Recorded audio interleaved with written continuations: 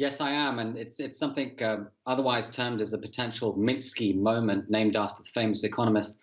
And in the end, it's when we least expect it, a surprise decline from very good speculative run up, fueled by easy credit, as you just mentioned there.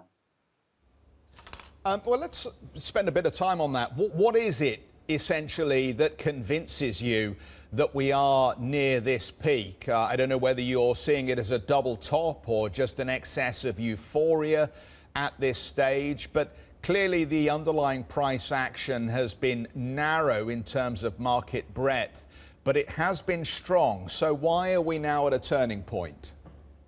Yes, so I would say it's a number of factors all clustering in at this moment in time. First and foremost, if we look at the price, as you mentioned, there's a narrowing in of breadth, and this is this ongoing story of Tech Street, Wall Street, and Main Street all diverging. Now, of course, or the tech sector and the Nasdaq in particular, and Wall Street, Dow, and S&P 500 narrow their performance together of late.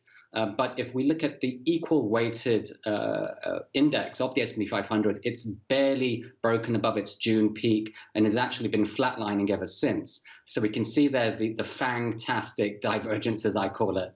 And then, of course, looking at the Russell 2000, the broader index with some of those zombie companies, very much looking the same in terms of equal weighted on the S&P 500, below the June peak and actually lower. And particularly if we look outside of the US at the rest of the world, the UK here in this home base is actually quite negative, and we've had a new range breakout to the downside. So breadth is an issue. Second thing is, if you look at liquidity and volatility, it's quite interesting. ETF flows on the S&P 500 is at a new record low. And if we take a look at the VIX, that's also been in an interesting atypical spike up as markets go up, suggesting potential hedging for downside risk.